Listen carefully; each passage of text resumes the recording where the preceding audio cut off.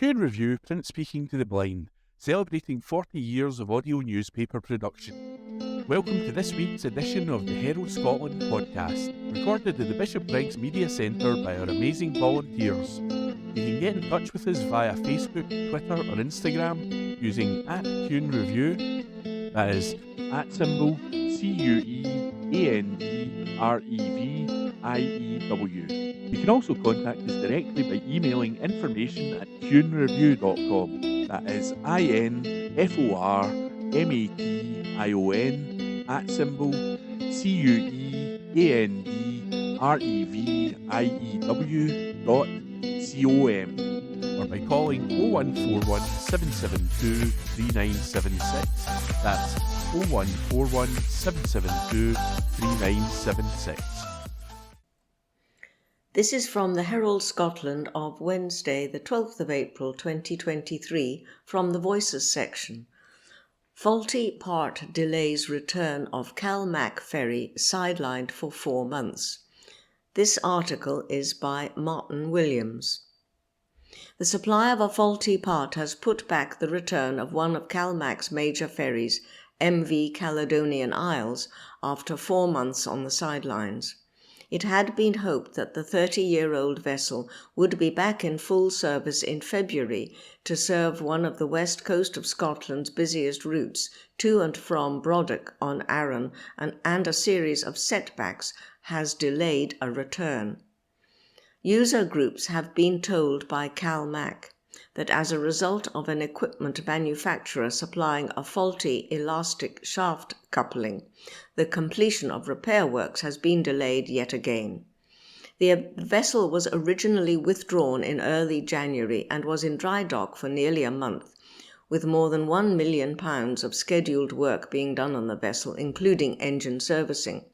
But inspections uncovered further issues, including damage to both engines, with the estimate for a return at 3 to 5 weeks. MV Isle of Arran has been serving Arran for weeks on its own because of the issues with Caledonian Isles and MV Hebridean Isles, cutting the number of available vehicle spaces to about half. In February, CALMAC said Caledonian Isles would remain sidelined till at least March the 1st, following continuing concerns with its main engines. By the end of February, it was confirmed that it would be out till March the 31st at least. More recently, it was said the vessel, which carries 1,000 passengers and 110 cars, would return on Thursday. That was then amended to Saturday. CALMAC have told local ferry users that repairs and sea trials are now due to be completed by Sunday, and a one-day phased return is planned for Monday before returning to full service next Tuesday. But it means that CALMAC will have to cancel bookings this weekend, as MV Isle of Arran, which can only carry 48 passengers and 76 cars, will operate a one-vessel service for longer than expected. MV Isle of Arran is due to operate services to and from Islay as a second vessel from next Wednesday, but it means the second vessel services will be cancelled on Sunday, Monday and Tuesday. One ferry user group official said, "It might be seen as churlish not to recognise there is light at the end of this very long tunnel, although we have been here before only to find that something else has gone wrong. But to wait all these months for this ferry to return is clearly unacceptable and just adds more farce to an already farcical scenario with our ferries. The new Transport Minister must be tearing his hair out over these continual issues." CALMAC told a user group, as a result of an equipment manufacturer supplying a faulty part, highly elastic shaft coupling, for the repair to MV Caledonian Isles, the completion of repair work will be delayed and the vessel will now not be able to return to service on April 15th, as previously announced. "We held this part in stock to avoid potential months-long delays caused by the lengthy lead times to receive a new one from order. This part connects the engine output shaft to the gearbox input shaft and ensures there is no torsional vibrations transferred between the engine and gearbox and manages any small misalignment, preventing damage to either. Following completion of engine trials, and as the vessel has been off service since early January, there is a need for additional operational testing of ancillary systems, including ramps, mezzanine decks, mooring equipment, and other services to ensure the vessel is fully ready for service.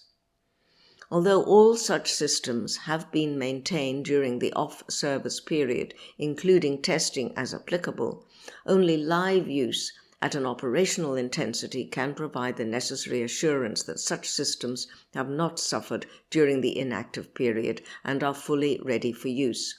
This additional measure is intended to reduce the risk of an in-service failure of operationally critical equipment, which would have a negative effect on service. A phased return to service on Monday, April 17, may allow MV Caledonian Isles to provide some unscheduled additional services to assist MV Isle of Arran on the Ardrossan-Broddock route, while these necessary checks are undertaken. This is from the Herald Scotland of Wednesday, the 12th of April 2023, from the Voices section. Joe Biden in Ireland and Scotland's stake in the Good Friday Agreement. This article is by Kevin McKenna. An anecdote related by Alex Salmond in 2014 on the eve of the referendum on Scottish independence still resonates. Yet it doesn't concern Scotland. Rather, it was a warm remnant from the febrile and intoxicating days immediately before and after the signing of the Good Friday Peace Accord. News of the death of the Reverend Dr. Ian Paisley had just broken as Mr. Salmond embarked on a helicopter tour of the north of Scotland during a final push for independence. The former First Minister of Scotland was fond of Big Ian, and it was clear that he regarded this giant of Northern Ireland politics with a degree of affection. I remember when I first realised that both he and Martin McGuinness could work together and bring peace, recalled Mr. Salmond, on a trip to Northern Ireland not long after the elections which put them both in government. We were all on an outing and Big Ian slipped. Martin McGuinness instinctively grabbed him and stopped him from falling. It was an act of simple humanity from one human being to another, but it told me that these two men who became friends could work together. Throughout the 3 decades of suffering and hurt brought on by the civil war in Northern Ireland, armchair experts on the British mainland cast their judgments on who was responsible and offered solutions born of ignorance and no little condescension. When peace came, uncertain and fragile though it might immediately prove to be, we walked away and from a safe distance began loudly fretting about other conflagrations. As President Joe Biden flew into Belfast to mark the 25th anniversary of the signing of the Good Friday Agreement, some politicians across the UK will offer a silent prayer of gratitude that the Troubles never really migrated here. Professor Sir Tom Devine has studied the interactions between Ireland and Scotland throughout his academic career and believes that Scotland has an important stake in the Good Friday Agreement. We live in close proximity to Northern Ireland, and the emotions, faith and history that still influences many people in West Central Scotland originate there. Sir Tom said, "It's often said that Scotland didn't play a significant part in the Troubles. This is a myth. Firstly, Scotland was an active front for the IRA and for the UDA and UVF, not militarily, but in fundraising, gun running, and provision of safe houses. Throughout the 1970s, there was concern in Scotland and the UK that, given the close association of both countries and the perception that Glasgow had experienced the same societal fissures, there was anxiety that the Troubles would cross over to here. He cites 2 bomb attacks in 1979 on known Irish pubs in Glasgow carried out by Ulster terror groups. Only a few people in one of the bars were injured, but the attacks sparked fears that sectarian terror would erupt in Scotland. The political and civic authorities waited nervously to see if the IRA Council would respond in kind. That this never happened, according to Sir Tom, is due to several factors. Glasgow was not Belfast, he said. Despite sectarian tension, Scotland didn't have anything like the same depth of social division between Protestants and Catholics that existed in Northern Ireland, where Catholics had been subject to political gerrymandering for generations. In Scotland in the 1970s and 1980s, the age-old job discrimination suffered by Catholics were beginning to die out. Moreover, the most influential church and community leaders, including the Grand Orange Lodge of Scotland, were determined to prevent any transfer of conflict. The Scottish police had also become effective after the 1979 pub bombings in dealing with the problems of sectarian terrorism in Scotland. Sir Tom also points to a startling revelation contained in the 2019 book Thatcher's Spy by the MI5 super agent Willie Carlin, who died earlier this year. Mr. Carlin had become close to Martin McGuinness after infiltrating the IRA. Carlin reported in his book that he raised the issue of non-aggression in Scotland with McGuinness. According to the spy, this was less of an official policy than an emotional response.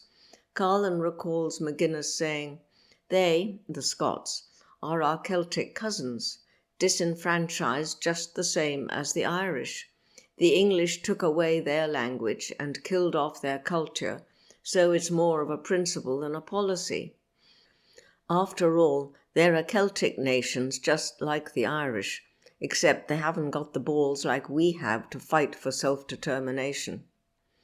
This is the first substantive evidence I know of reason on why troubles didn't cross the Irish Sea, despite having many of the ingredients. Meanwhile, in Northern Ireland this week, Joe Biden will paint a picture of hope and optimism in pastel shades. Gail Walker, former editor of the Belfast Telegraph and a leading political commentator in Northern Ireland, believes, though, that the reality of the post-Good Friday era in Northern Ireland will probably be glossed over. The president will bring the usual caravan with him of people who only dip in and out of Northern Ireland politics for big-ticket events like this, she said. He'll convey a sort of boosterism built on hope and optimism, but the reality on the ground is different. The Stormont Assembly has been absent for about 40% of its entire existence between the current DUP Brexit standoff and, prior to that, a 3-year Sinn Féin hiatus. As a result of this executive dysfunctionality, the issues that affect ordinary people's lives, such as NHS reforms, educational underachievement in working class areas, and during COVID, some of the worst infection rates in Europe. Working class communities are not seeing the ceasefire dividend as much as people in middle class areas. After 25 years, we should be talking about the archaeology of the Troubles, but they're still very real. Nothing has been done to heal the old wounds. Housing and education remains largely segregated. We need to wake up, as we have a long way to go in terms of caring for victims of the Troubles. There's been no serious attempt to effect reconciliation and no dismantling of the old tribal totems. The President will spend most of his visit to Ireland in the south, where he'll hope that picture opportunities in his ancestral homeland will elicit votes if he decides to seek the Democratic nomination once more. The caravan will follow him south and leave Northern Ireland and its wounded communities for another quarter of a century. This is from the Herald Scotland of Wednesday, the 12th of April, 2023, from the Voices section. SNP finance woes deepen. as auditors leave party's Westminster Group. This article is by Tom Gordon. The SNP's financial problems have spread to its 1.5 million a year Westminster Group, with the departure of the same auditors who walked away from the party's headquarters. The MP's group has yet to appoint new auditors, despite a looming legal deadline. It emerged this week that Johnson Carmichael had quit as the SNP's financial overseas last September amid a police investigation, a fact that was hidden from the public until last week. Humza Yousaf said even he didn't know about the resignation until he was briefed upon becoming SNP leader in late March. The development was only made public on April 7th. It is understood the SNP's ruling body, the National Executive Committee, was also kept in the dark. Johnson Carmichael had signed off the SNP's accounts for more than a decade, including the latest set for 2021, showing income of 4.5 million. The firm quit, citing a review of our client portfolio and existing resources and commitments. The First Minister said on Tuesday that the chartered accountants had resigned around last October, but it is understood that they actually gave notice in September. The Herald can now reveal that Johnson Carmichael also stopped acting as auditors for the SNP's Westminster Group around the same time. Again, the SNP did not publicise the exit. At the time, the treasurer of the SNP Westminster Group was Glenrothes MP Peter Grant, and the second officer was then group leader Ian Blackford. New Westminster leader Stephen Flynn now faces questions about what he knew about a lack of auditors when he replaced Mr. Blackford in December. The SNP Westminster Group is the party's second largest accounting unit and helps run research and staffing budgets for its 45 MPs at the Commons. It regularly has an income of more than 1 million a year, most of it from so-called short money, which is given to opposition parties by the Parliament and so requires its own audit. Like the Central Party, it has a legal duty to file its accounts for 2022 with the Electoral Commission by July 7th, or it could be fined. Mr. Yousaf has admitted that hitting the deadline will be challenging. The departure of the auditors came amid a long-running police investigation into the SNP's finances after claims of potential fraud. Police Scotland launched Operation Branchform in July 2021 after complaints that £660,000 raised specifically for a second referendum campaign may have been spent on other things. Last week, officers arrested and questioned former Chief Executive Peter Murrell, the husband of Nicola Sturgeon, before releasing him without charge. The police also searched the couple's Glasgow home and seized a luxury 110,000 motorhome from outside the house of Mr. Murrell's widowed 92-year-old mother in Fife. The SNP said Johnson Carmichael informed the party in September that they would not be able to conduct the audit due in 2023 following a review of their client portfolio. The firm raised no concerns about the audit of the SNP's 2021 accounts, which it had conducted and which gave the bookkeeping a clean bill of health. The SNP said it had approached other firms in late 2022, but found a number of firms were experiencing capacity issues and unable to take on new clients. The search intensified in the new year with a number of firms contacted, but as yet no auditor with the required capacity has been identified. Labour and the Tories have demanded greater transparency from the SNP, saying the failure to be open about its auditors stinks to high heaven. This is from the Herald Scotland of Wednesday, the 12th of April 2023, from the Voices section. Tighter controls on cattle in Scotland amid bovine tuberculosis fears. This article has been produced by the Herald Scotland Online. Tighter controls are being introduced on cattle being brought into Scotland in a bid to ensure the country remains free of bovine tuberculosis, TB. The Scottish Government announced changes to legislation will come into force from May 18th, which will mean stricter testing of cattle prior to being moved. Additional precautions will also be put in place for animals coming to Scotland from areas with a higher risk of infection. And compensation payments for unclean cattle that have to be slaughtered for TB control purposes are to be reduced, with ministers hoping that this will incentivise farmers to keep herds free of the disease.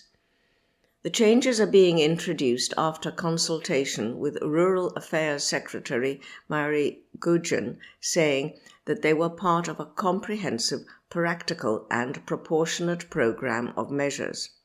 Ms Gudgeon said, although Scotland is officially TB-free, cases do still occur and breakdowns are extremely disruptive, upsetting and distressing for cattle owners. We are committed to maintaining Scotland's low TB infection rates and OTF, officially TB-free status, which is crucial to the success of our cattle industry. These legislative changes are part of a comprehensive, practical and proportionate programme of measures to minimise the risks from all potential sources of infection and reduce the risk of disease spread as far as possible. Alistair McNabb, Vice President of the National Farmers Union Scotland NFUS, said Scottish cattle keepers are proud of Scotland's officially TB-free status and remain committed to keeping TB out of Scotland. NFUS welcomes Scottish Government's commitment to continually reviewing the processes in place to protect Scotland's cattle herd and to make sure they remain fit for purpose. The changes to the pre-movement test requirements and improved clarity around isolation are being introduced following a consultation process and should offer increased confidence to keepers. NFUS urges Scottish cattle keepers to remain aware that the greatest risk of introducing TB into Scotland is from cattle movements and to continue to ensure their sourcing policies will minimise the risk to their own holding and the national herd. This is from the Glasgow Times on Wednesday the 12th of April, from the sports section. Dave King rejects £25 million Rangers bid and makes board shares call. This exclusive article is written by Christopher Jack. Dave King has rejected a £25 million bid for his major shareholding in Rangers, and the former chairman has accused the Ibrox board of squandering their advantage over Celtic and undervaluing the club on the back of their recent successes. King pulled out of his agreement with Club 1872, which would have seen the supporter organisation become the largest individual shareholders in RIFC plc earlier this year, as he labelled the proposal as futile, following a slow take-up to the multi-million-pound plan. Just weeks later, American businesswoman Kyle Fox confirmed that she had withdrawn her interest in investing at Ibrox after being met with resistance from a number of key shareholders. King confirmed that the bid for his 14.22% stake in Rangers had not been made by Fox, as he rejected the chance to cash in and end his financial interest in the club. And he has been left bemused at the recent issuing of shares, 4.2 million of which were allotted in February and a further 7.7 million earlier this month, that he believes has undervalued Rangers. King has been a vocal critic of former chairman Douglas Park before he stepped down from the board last week, and has urged successor John Bennett to adopt a fresh approach to put the interests of supporters first. King said, "Since '55, the board has squandered the advantage that we worked so hard to achieve. The current 12-point gap between Rangers and Celtic clearly suggests this, and has completely lost sight of the biggest stakeholder group in the club. It is the supporters, not the directors, who should be prioritised. Hopefully, the removal of Douglas will allow the board to put supporters first once again. By doing so, the board commit to ensuring there will be no repeat of this season. Like most supporters and many shareholders, I am demoralised by the continuation of the Douglas Park-led board. He was chairman at the time to look after their personal interests ahead of the club. No sooner had the board rejected a fully funded offer of new shares at 40p than they issued substantial shares to themselves at 25p. This is after previously stating that shares would no longer be issued at the low price of 25p. 25p is the price that prevailed before 55, before the Europa League final and before the re-emergence to Champions League football. It massively undervalues our club and our recent achievements. I recently turned down an unconditional cash offer of 40p from a group other than Kyle Fox's, so 40p is presently a fair price.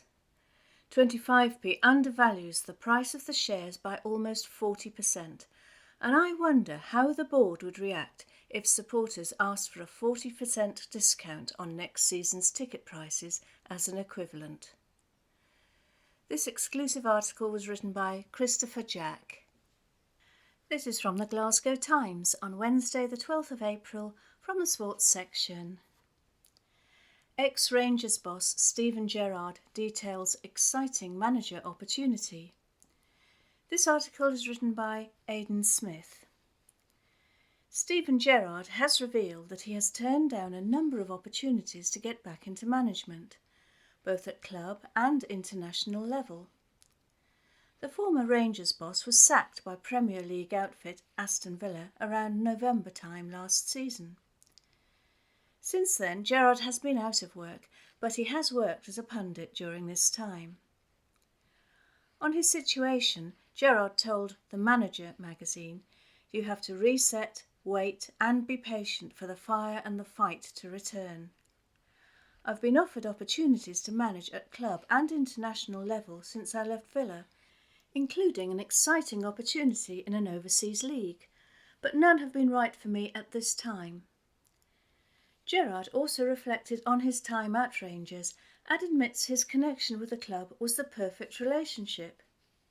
He continued, "As soon as I came off the call with Rangers, I knew it was the right club culture for me. I immediately felt wanted and I saw the potential for me to have a genuine connection with the supporters. I've always been game for those types of risks, and I knew that if I could forge good relationships with the supporters, the players and my coaching team, then we had huge potential to be successful. You don't accomplish anything by yourself, so humility and working with everyone in the club, both on and off the pitch, is incredibly important. I knew that the chairman, Dave King, had my back, that we would work well together and that he would be there to guide me as a young manager should I need it. He fully understood the situation the club was in, but we put in place a plan together. We met regularly and knew there needed to be clarity and alignment from top to bottom, with everybody pulling in the same direction. When you achieve anything, though, it's a process, a journey, and no matter what anyone says, it's never about just one individual. I and everyone in my coaching staff played our part in achieving Rangers' 55th title. Understandably, people often fear change, so it's really important to be able to communicate your ideas clearly. During any period of change within football, there are difficult conversations to be had. For example, when you have to tell players they aren't part of the squad moving forward.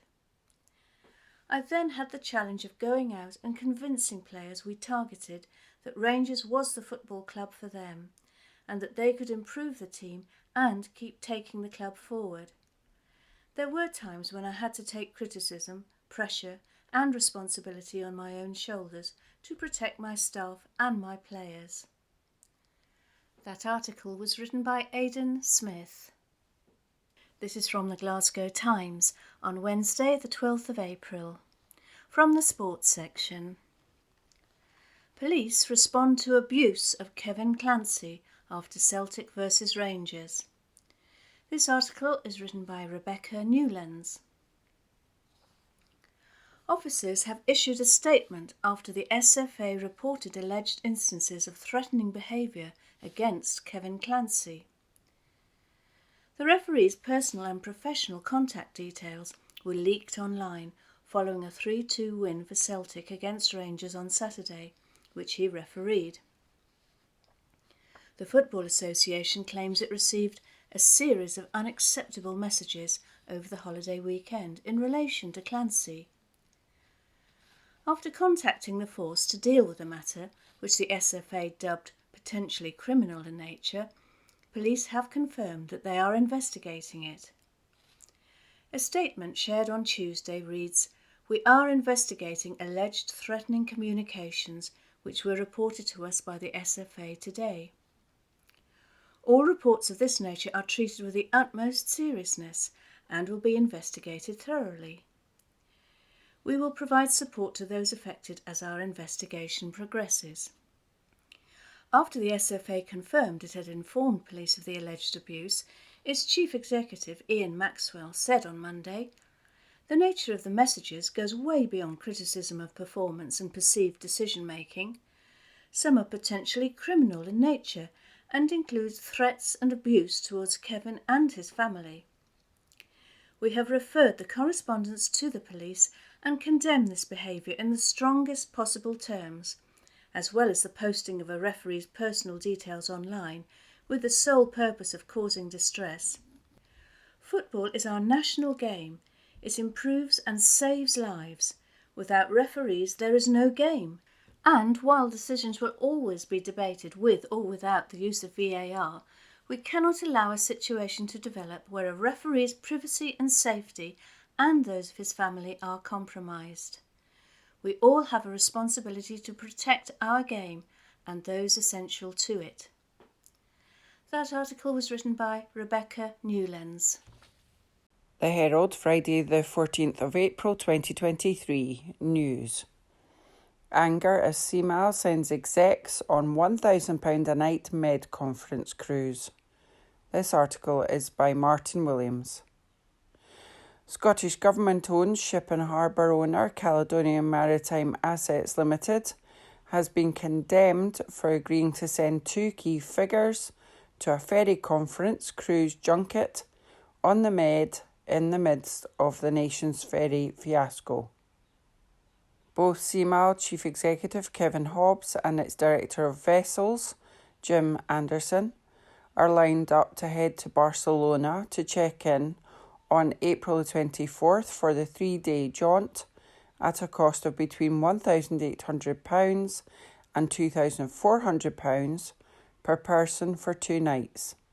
A shared cabin costs between £3,000 and £4,000. The ShipAX Ferry Conference will be on board Cruise Barcelona, one of the largest of its kind that crossed the Mediterranean Sea and a flagship of the Naples-based shipping firm Grimaldi Lines. The conference is due to bring together between 450 and 500 delegates from more than 200 companies and between 50 and 60 ferry operators, and promotional material states that it is a guaranteed entertaining and fun event you will remember for a long time. Jim Anderson is due to speak about the fleet renewal programme, while Mr Hobbs is due to take part in a panel debate on short-range operators. It comes amidst a series of breakdowns of ferries owned by CMAL and operated by Scottish Government-owned CALMAC, while 2 long-delayed lifeline ferries being built by sister shipyard firm Ferguson Marine remain incomplete with costs quadrupling. The previous Ferguson Marine owner, tycoon Jim McCall, who rescued the yard when it went bust in 2014, blamed repeated design changes by CMAL, which owns ferries, for the issues in building the vessels for operator CALMAC, which is also publicly owned. CMAL have blamed the shipyard firm. Yesterday's services on one of Scotland's busiest ferry routes to and from Arran ground to a halt after the sole ferry, 40-year-old MV Isle of Arran, was withdrawn after a leak was found from its exhaust system. It also comes as CMAL has awarded over £220 million in contracts to build 4 ferries to Turkish shipyard firm Kemer Industry, who are one of the 50 paid-for sponsors and exhibitors. They are nightcap sponsors. Ferguson Marine are not represented. Former Justice Secretary, now East Lothian MP and Alba Party Deputy Leader Kenny McCaskill, has attacked the move, saying he was outraged by what he called a junket and lodged a complaint with the Transport Minister. He said, given the total mess, where is the credibility? Besides, this isn't about securing work for Ferguson Marine and more like networking with foreign competitors. He told the Transport Minister, with delays to the vessels lengthening and indeed their costs rising, I am writing to query why 2 senior CMAL officials are engaging on what frankly appears to me to be a junket. It is noticeable that Ferguson's are not one of the companies represented at the conference, and that raises questions about just what the purpose of the attendance by Kevin Hobbs and Jim Anderson will be.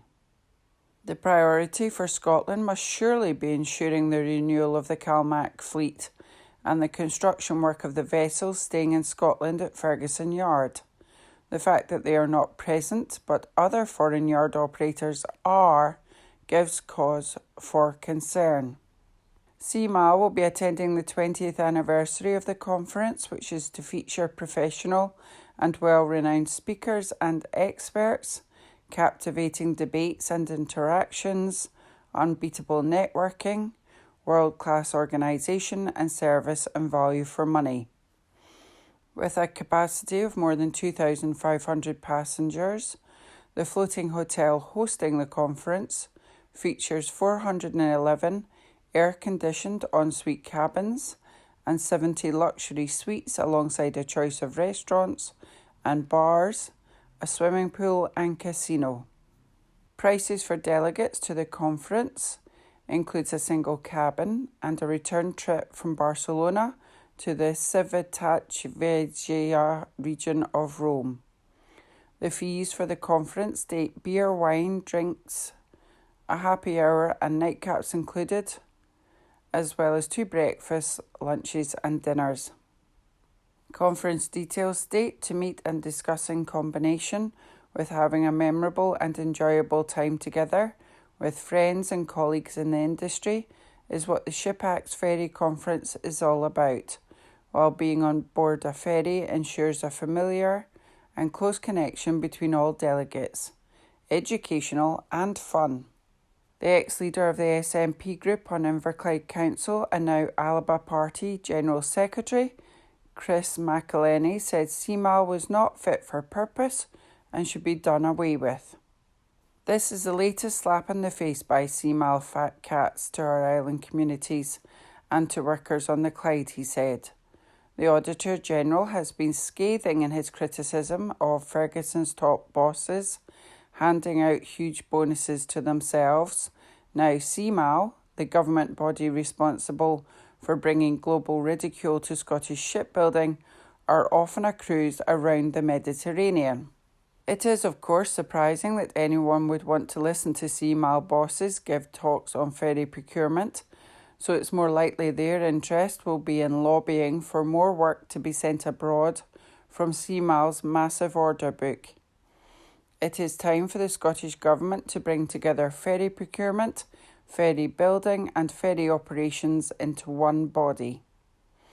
A spokesperson from CMAL said CMAL is at the forefront of ferry decarbonisation research, and the ShipActs conference is an opportunity to share this knowledge with our counterparts in the global shipping industry, while also supporting efforts to source second-hand tonnage for the Scottish ferry network.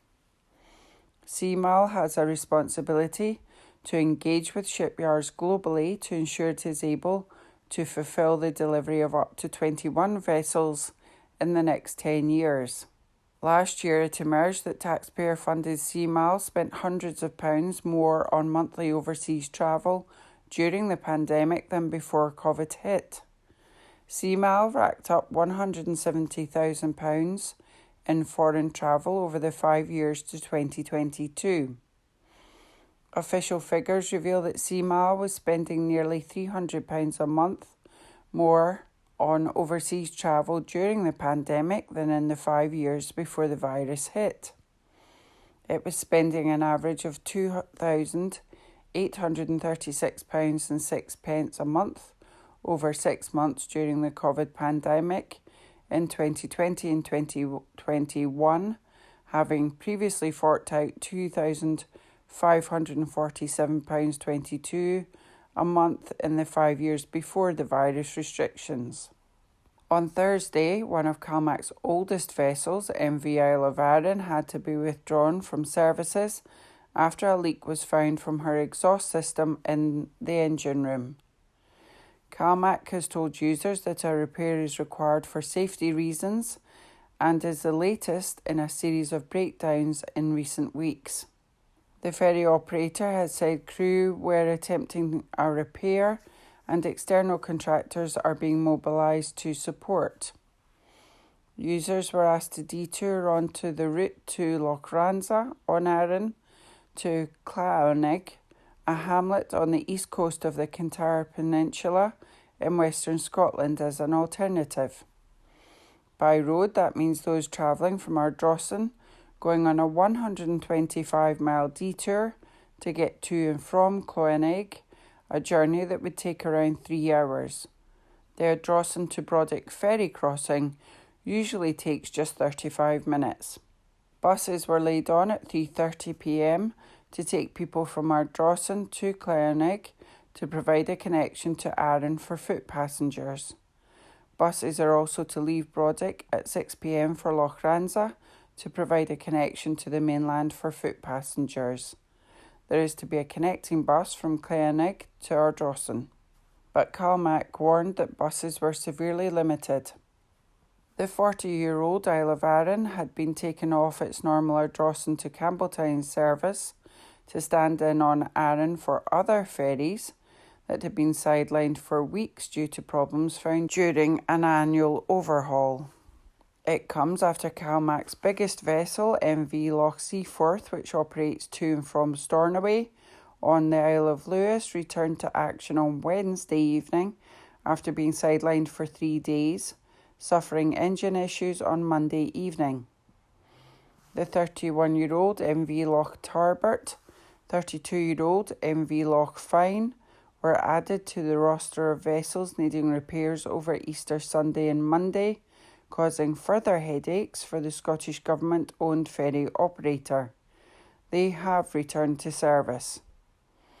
3 more of CALMAC's fleet, MV Caledonian Isles, MV Hebridean Isles and MV Clansman, have remained out of action since the summer timetable began on April the 1st, having spent weeks on the sidelines for repairs after problems discovered after overhauls.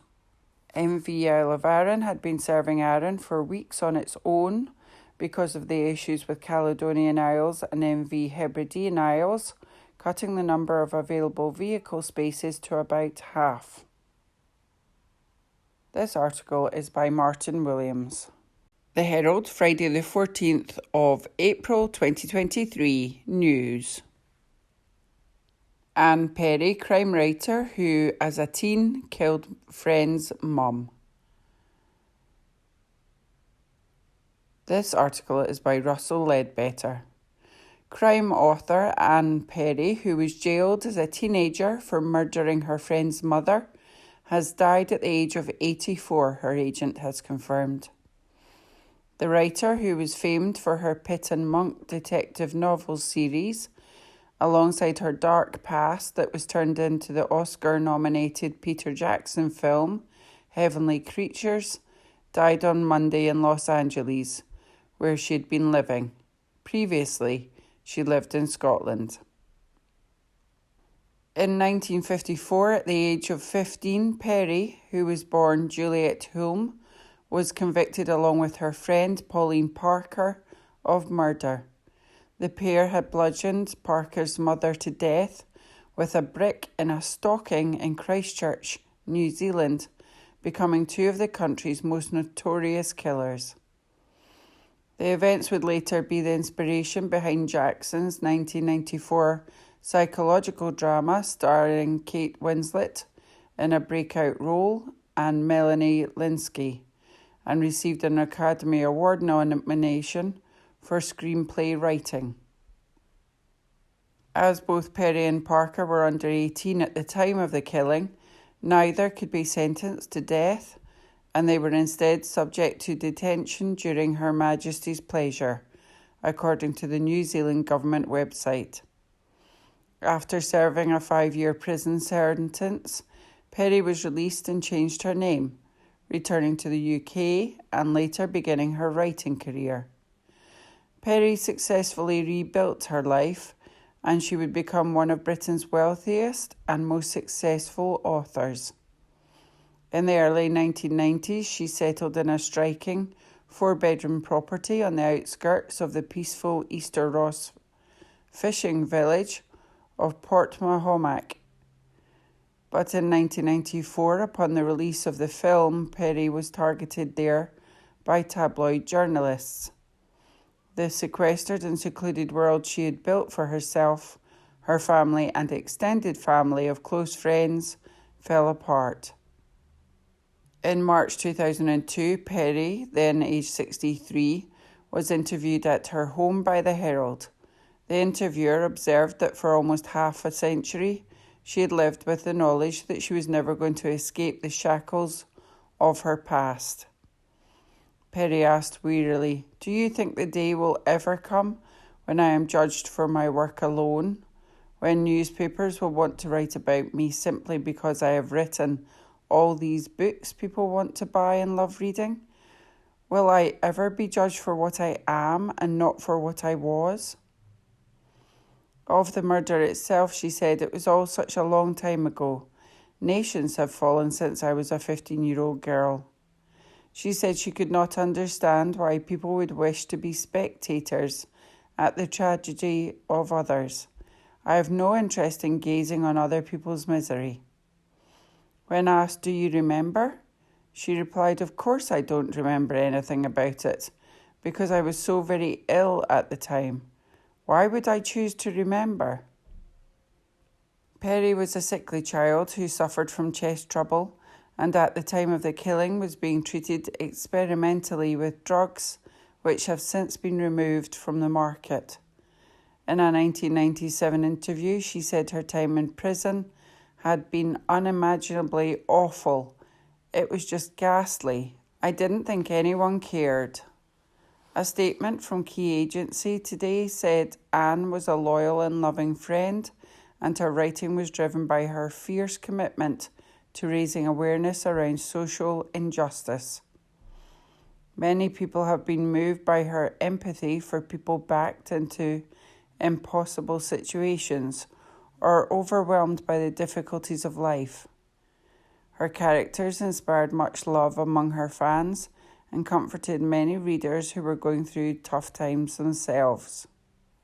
Perry's writing career began with the publishing of The Cater Street Hangman in 1979, the first in a series of books featuring Victorian policeman Thomas Pitt and his wife Charlotte. She had this month released another novel in the sequence called The Fourth Enemy, and in 2017 released 21 Days, which follows the couple's son Daniel. Perry's second series of crime novels revolve around private detective William Monk and the volatile nurse Hester Latterly. In 2000, she won the Edgar Award, which celebrates mystery novel writers with Heroes, a short story about a murder that takes place in the trenches during the First World War. Prior to her death, she had been working on more titles in both the Pitt and Monk series and her works have regularly appeared on the New York Times bestseller list. Perry was born in Blackheath, London, in October 1938 and moved first to the Bahamas at the age of 8 before originally settling in New Zealand. She said on her website that she had been fostered as a child due to illness and missed a lot of school as a result. Perry, who would return to the UK when she was in her 20s to live in Hexham, Northumberland, was a member of the Church of Jesus Christ of Latter-day Saints.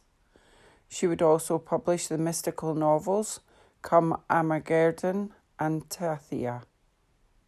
Perry, who has also lived in Southern California, is survived by her brother, Dr. Jonathan Hulme, and his family. This article is by Russell Ledbetter. The Herald on the 14th of April and the Voices section. They died doing their job, so why won't the government recognise them? By Mark Smith. Philip Hunt tells me about his mum. Her life was never the same after it happened, he says. She was broken. Philip struggled too. He was 22 at the time, which means 40 years of trying to get recognition for his father. The message from the UK government has always been the same. No. Philip's dad was a policeman, Detective Sergeant Ross Hunt. You may have heard of the case.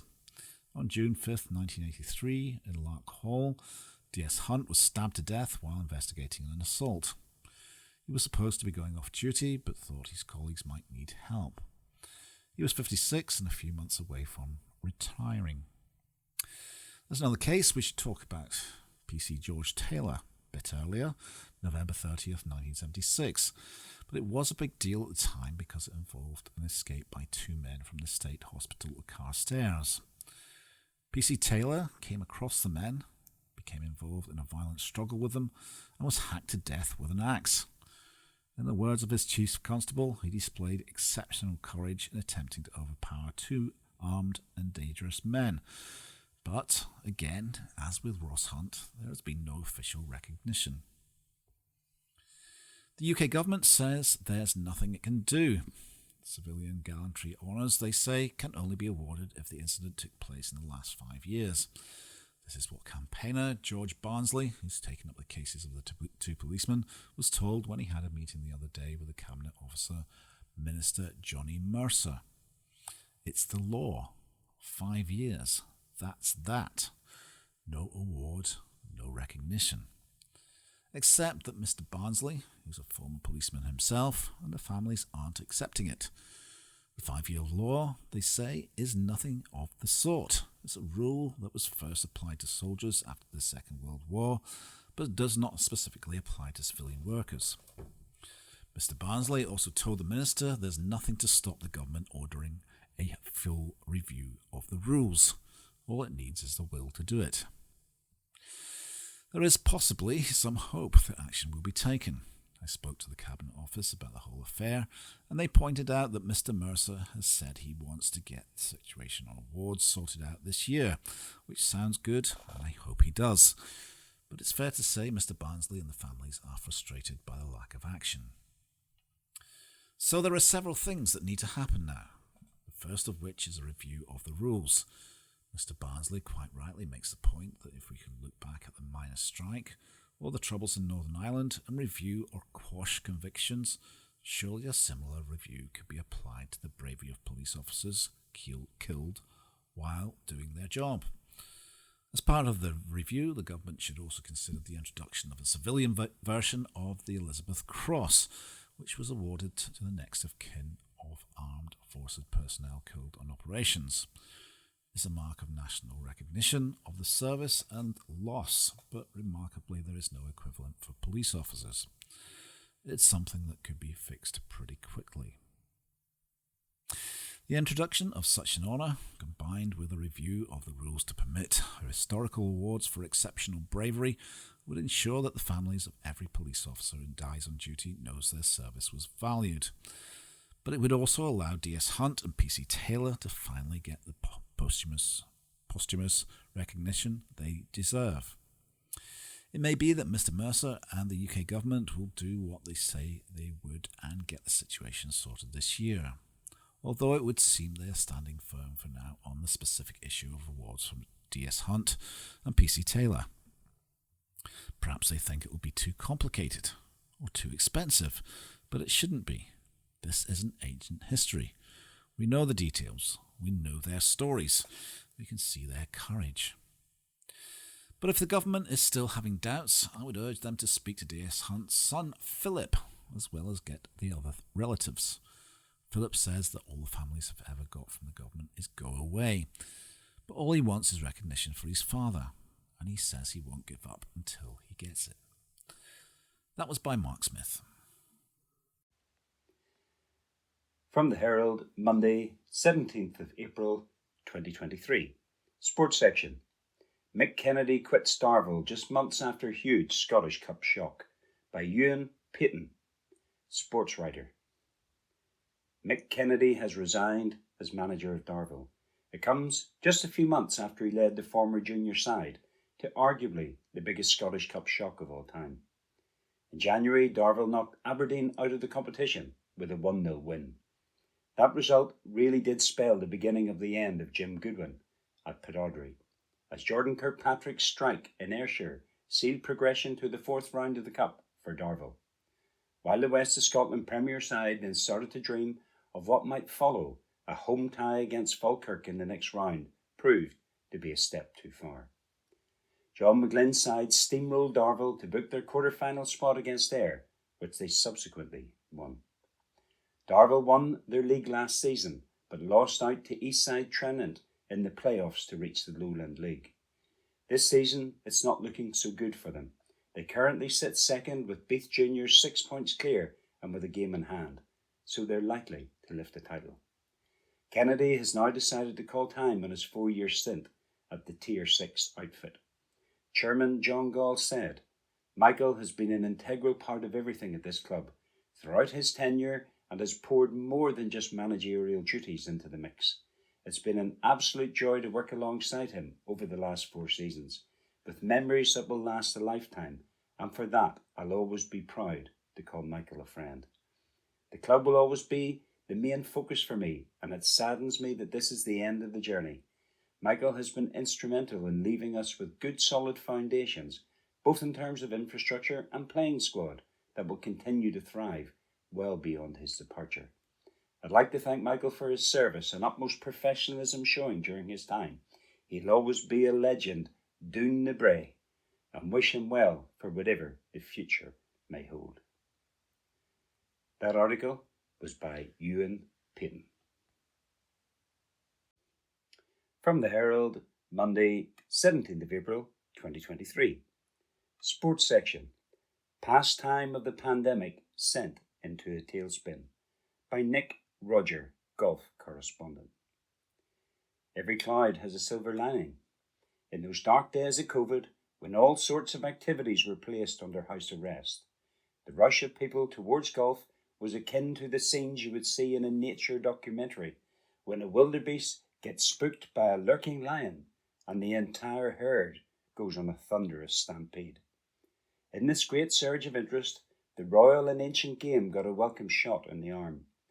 Tea time sheets were overflowing with bookings, and membership figures rocketed like something from Cape Canaveral, as all and sundry found physical and mental sanctuary on the fairways amid the stifling restrictions. Golf became the pastime of the pandemic. For many clubs it was boom time, but a couple of years on, are we heading for the subsequent bust? Well, statistics gathered today by Kevin Fish, that Kent authority on golf club management, who runs a North Berwick-based contemporary club leadership, suggests that membership resignation rates could be returning to pre-COVID levels. April is a big month for golf, said Fish, of that annual enthusiasm that bursts out like the spring daffodils. The Masters always energises people to dust off the clubs again. But for the boards of our many private members' golf clubs, it's also the month when they find out how many of their members have decided to renew their vows for another year. We regularly survey club leaders, and our most recent findings show that the average resignation rate is 6%. This is back to the level golf was experiencing before the pandemic struck. While it is not the mass exodus many feared this year, it's still a return to the familiar slippery slope of golf has been on since the turn of the century. Golf has been one of the most volatile industries during the lockdown years. The much-needed government intervention of furlough payments placed many struggling clubs into the recovery position until the unexpected boom arrived. For 3 years, golf clubs have never been busier, but the easing of lockdown, coupled with the severe economic challenges of recent months, has sent club boards into a tailspin, wondering what increase in subscription fees could be charged this year. We've never seen more volatility in member subscription rates, with the increases ranging from 0 right up to 25%. Fish, a former club development manager with the amateur governing body Scottish Golf, is now intrigued to see what will happen next. Has golf done enough to capitalise on the influx of newcomers while retaining those who are giving the game another chance? We know that marrying golfers to a club is easier when they're in their 40s and 50s, he added. That age group is now also more likely to be working from home, or even part of the mass resignation wave we have learned about. That is the target-rich environment I would focus a club's attention on, while trying to provide such a level of belonging that members genuinely feel the same way towards their golf club that they feel about their broadband. They simply can't live without it. Amid the widespread ravages of COVID, the unlikely fillip of golf was afforded made members appreciate what they have in the club environment. They are custodians of something that should be cherished after all. The question Fish now asks is this: is the decline we've seen since the year 2000 terminal, or has lockdown done enough to shock clubs into running their affairs in a more business-like manner?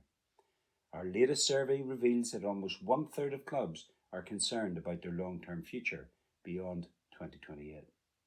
Our data also shows that the gap between the large and small clubs is getting bigger, as evidenced by resignation rates, subscription revenue, and this year in particular, the levels of salary increases given to secure the best staff. I would say that the old adage about the clubs being not-for-profit is gradually being consigned to the dustbin. Whether it is building a reserve to see them through the next unforeseen calamity, or simply replacing the assets they are responsible for, when members embrace the fact that they are owners of their clubs, not customers, they are more likely to succeed and thrive while making their club attractive to the next generation, not just the last one. That article was by Nick Roger. From the Herald, Sunday, 16th of April, 2023. Sports section. Benefits clear to see after Pedro Martinez Losa finally shuffles the deck. By Alan Campbell, women's football writer. Tuesday night's 4-0 win over Costa Rica was my last Scotland game in a working capacity. To show their appreciation, the footballing gods arranged for a downpour of biblical proportions, which meant those of us leaving Hampden had to take care not to be drowned in the ensuing floods. While Plan A had been to bow out at this summer's World Cup, the Republic of Ireland put paid to that. What had initially appeared to be little more than a low-key friendly against Costa Rica proved to be rather better. Added to the 1-0 win over Australia 4 days earlier, there were finally signs that Pedro Martinez Losa's side could be heading in an upward trajectory. It's no coincidence that the most encouraging double-header of the Spaniards' tenure coincided with the squad being freshened significantly. The squad had been so predictable for so long that any upheaval was likely to be a positive. Having proved she could adapt to this level against Australia, 17-year-old Emma Watson took it a leap further in her first appearance at Hampden. The score twice was a remarkable achievement for the Brighton High School pupil, who will soon sit the first of her 4 hires. Watson goes to the SFA Performance School on Mondays, Tuesdays and Fridays, while also being full-time with Rangers. She credits training with boys for her first 4 years at Brighton, in addition to the coach at the school, Keith Wright, as being significant factors in her development. Watson, who was rumoured to be interesting Manchester United even before her outstanding Hampden performance, is remarkably mature and grounded for her age. She only turned 17 in January, and if she does move to United in the summer, she'll be following in the footsteps of Kim Little, Caroline Weir and Erin Cuthbert, all midfielders who moved to top English clubs at similar ages. The challenge now is to introduce a robust youth development pathway which can produce a steady stream of better quality players, not just for the senior team, but the age group ones as well. In that respect, it is very encouraging to hear that Mick McArdle, the SFA's first ever women's performance manager, has wasted no time in making his presence felt and is already introducing changes. The most significant Scottish Women's Premier League game of the season so far will be the second of a double-header at Petershill Park today. Celtic manager Fran Alonso concedes the contest against Glasgow City is a must-win for his side. A draw is not enough, so we're going to try and do what we did to Rangers, Alonso said. They were unbeaten in the league for a year and a half, and we were the first team to beat them. With 8 points already separating the top two sides, a deficit of 11 would effectively end Celtic's hopes of winning a First League title. They go into today's game without the influential Olivia Chance, who was injured playing for New Zealand against Iceland a week last Friday. The better news for Celtic is that Sherry Minglu is expected to play despite missing out on what could have been a debut cap against either Switzerland or Spain. Lou was carrying a light injury from the last game against Partick Thistle, but wasn't able to train the first few days with China, but did manage the last few days, Alonso said. Like the other two title contenders, Glasgow City had multiple players away on international duty, but head coach Leanne Ross, who was also involved in the two Scotland games, says all are available today. City beat Celtic in both earlier league games, but Ross admitted, if we're honest, these could have gone either way. There's nothing between the top three teams, and that's testament to the work that all the clubs are doing. Nevertheless, City have taken 8 points from a possible 12 against their title rivals. Celtic 5 from 15 and Rangers just 4 from 15. That largely explains City's healthy points advantage. If they can avoid defeat today and again on Wednesday against Rangers, regaining the title will look very likely. There will unusually be two games involving Scottish Women's Premier League clubs on Saturday. The opener with a 12:30 kickoff is the first ever Scottish Cup semi-final at Hampden between Rangers and Motherwell. That's followed at 7:45 by Hibernian against Hearts at Easter Road.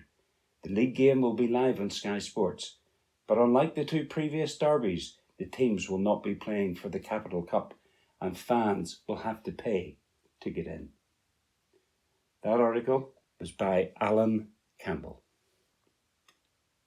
From the Herald, Tuesday the 18th of April 2023, from the opinion section.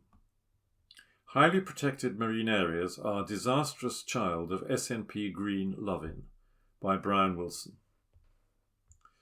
There is one beneficial outcome from the furore over highly protected marine areas, the draconian plan which has emerged from the SNP green loving. It is a return of the protest song, which has been too long in Scottish abeyance. The band Skippinish has produced a powerful angry song, The Clearances Again, which drives home both the gross injustice of what is being proposed and also a fierce willingness to resist it. Last week, the video reached number 5 in the UK charts. A song can be more powerful than words alone in making a political point, whether with a large or small p.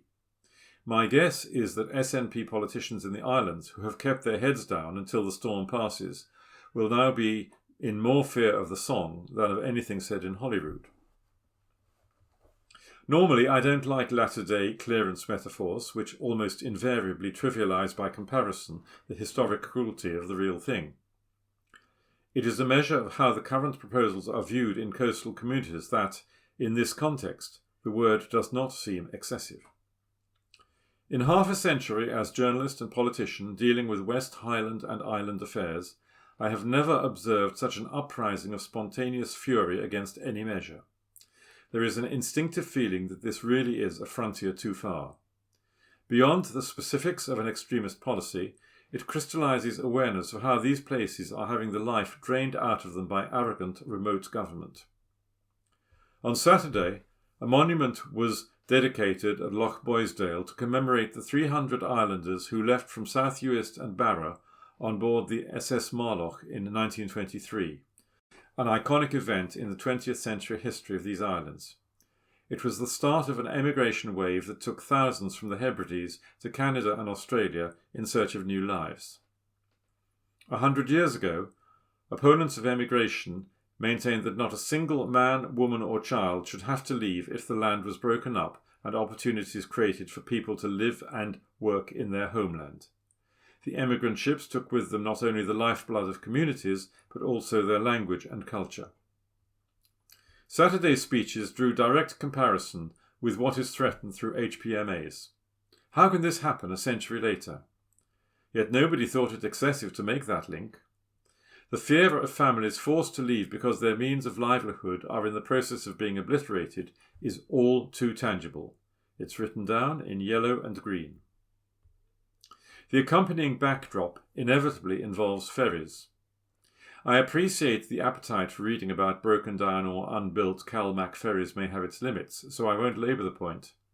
But please understand that this has long since passed from inconvenience to crisis, and nowhere more so, as it happens, than in Uist. Every business and associated job in these islands depends one way or another on communications, and these have to an extraordinary degree disintegrated. From day to day there is no certainty about whether the ferries will sail, or if they do, between which two points. It is nigh well impossible for businesses to operate in that environment. The Scottish Government is deeply culpable for refusing to take this crisis seriously when its scale first became apparent, maybe 2 years ago. Instead of chartering to augment the fleet, their response was to kick the can down the road until the problem would go away. Instead, it gets worse and worse. Then throw in the HPMA bombshell for good measure. At its heart is a fundamental contempt for the idea that those with the strongest vested interest in protecting their own marine environment are the people who depend upon it for their livelihoods. That is why for decades the fishing industry in the Western Isles and elsewhere have been calling for management to be devolved to local or regional levels. Over the past century, these places have seen fishing stock wiped out by the predations of more powerful fleets from elsewhere, mainly other parts of Scotland where fishing is an entirely different scale of capital-intensive business. The result is that the inshore fishing industry is now based almost entirely on shellfish of very high quality. It is wholly in its own interest to protect stock and the hundreds of jobs that go with them by operating in a sustainable manner. Instead of that, the heavy hand of Edinburgh is threatening that the grounds in which they operate will be closed to all forms of fishing and all other economic activity. It is not only madness but grossly disrespectful. History shows that new environmental designations invariably follow the pattern of where previous ones already exist. So while the at least 10% of Scottish inshore waters has not yet been defined by lines on the map, nobody is in any doubt about where they will end up. As the Scottish Government consultation paper says, the approach taken arises through the Butte House Agreement between SNP and Greens, which, among much else coming down the tracks, committed to a world-leading suite of 8 highly protected marine areas covering at least 10% of our seas. World-leading again. That is an arbitrary figure which of itself requires scientific justification before site identification even arises. But if someone in Edinburgh is sitting with an at least 10% target, there is not the slightest doubt where his or her pen will busy itself first, that is, on waters which currently sustain world-leading shellfish businesses. The whole approach is grossly misconceived by politicians and quangos who regard Scotland's periphery as colonial outposts which need to be managed from the centre. The idea of empowering communities and listening to the people who will be affected before embarking on grandly named agreements seems never to occur. This time, the motley crew who run Scotland are not only up against a lot of angry, fearful people, they are also fighting the power of a song, and I hope it's the first of many. This article was by Brian Wilson. From the Herald, Tuesday the 18th of April 2023, from the opinion section. Keir Starmer is standing in the way of Anas Sarwar defeating SNP, by Neil Mackay. The SNP is a basket case. This we know. Legal matters aside, Scotland's national conversation must move forward, beyond the desire to point and laugh or stare in horror at the party's self-inflicted ruin. The fate of Scotland demands that we turn our attention to the future and who wields power in this country. The fortunes of one terminally rotten party are meaningless compared to the fate of a nation locked in the embrace of a ruined government. Nationalists once spent every waking hour declaring Indy is coming. The SNP was always somewhat cult-like, so inevitably, like those sects dreaming of end times, the promised land never materialised. But cult leaders are rather good at revising their calendars. The rapture may have been due last Thursday lunchtime, but when that date comes and goes, cult daddies just kick the timing forward a few years, so the suckers carry on believing, and Carry On Believing could be the title of the SNP's biopic. The prophets of nationalism still stand on the windswept hills of their imaginations, shouting at the heavens that independence approacheth. But who believes that any more, except the serially deluded ultra-partisan? Analysis of what all this means is fairly weak in the media. The commentariat is locked in a clickbait cycle of who can slag off the SNP more. It's an arms race to see what new sneer can be hurled. Great, I get it. Knock yourselves out. But it takes us nowhere. The question we should be asking isn't what new word can I find in my thesaurus to insult the SNP, but what's next for Scotland? Can the SNP hold on to power? Can Labour overtake them? These are the issues. The answers lie in that large swathe of the electorate known as the Scottish left. Labour lost Scotland's left after the Iraq War. Voters migrated to the SNP, giving Alex Salmond his first government. Today, though, the left has started moving away from the SNP. As the Lord of Polling, John Curtis, says, it's Labour who have primarily profited from the fall in SNP support among Yes supporters. Around 18% of Yes supporters would now vote Labour.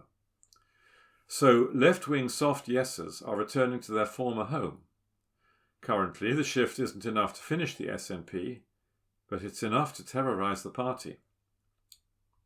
The heart of the conundrum is this. Will enough lefty soft Yesers park support of the independents to vote Labour at the next general election to kick the Conservatives out? However, this matter isn't easily resolvable. Psychotherapists often talk about the agony of the double bind, which is what the soft yes Scotland left now faces. A double bind occurs when someone is faced with two psychologically conflicting demands, both needs resolved. However, successfully resolving one challenge causes all hopes of the other to fail.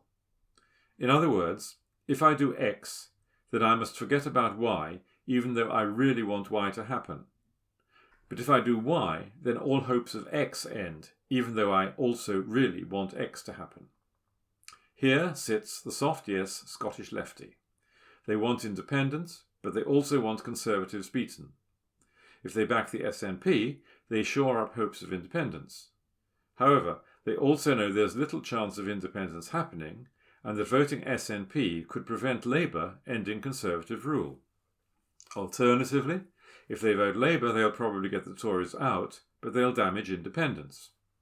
Psychologically, that's difficult to metabolise.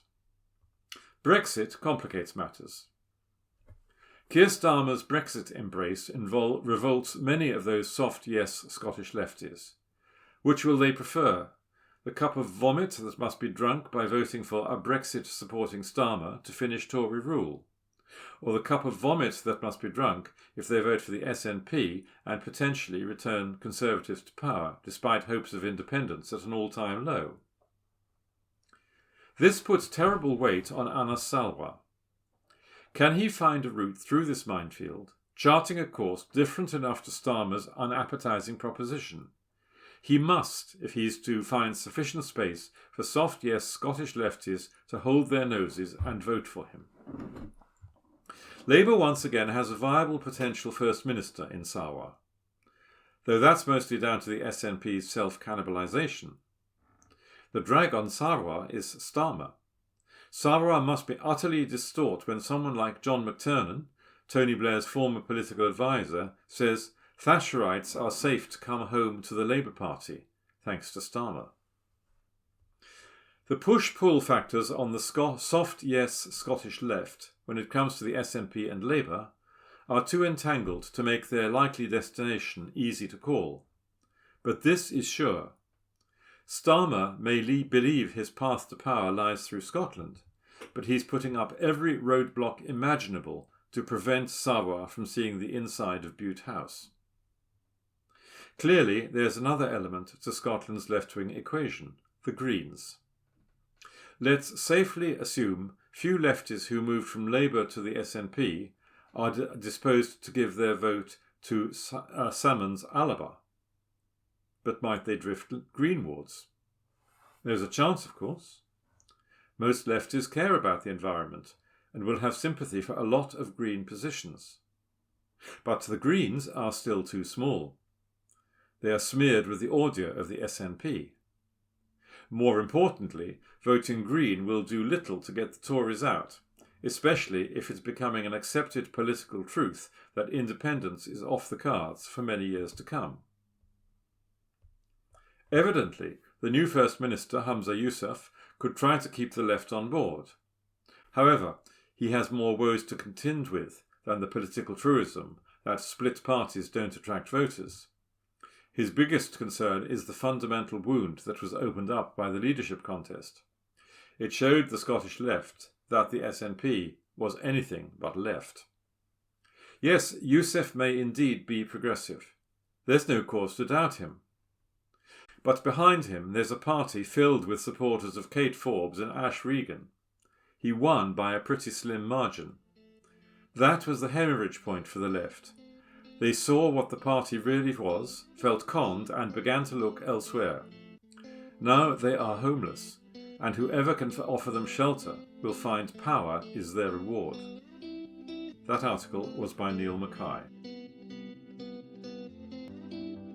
That concludes this week's edition of the Herald Scotland podcast. Please remember to subscribe to our channels at Pure Review. Tell your friends about our service.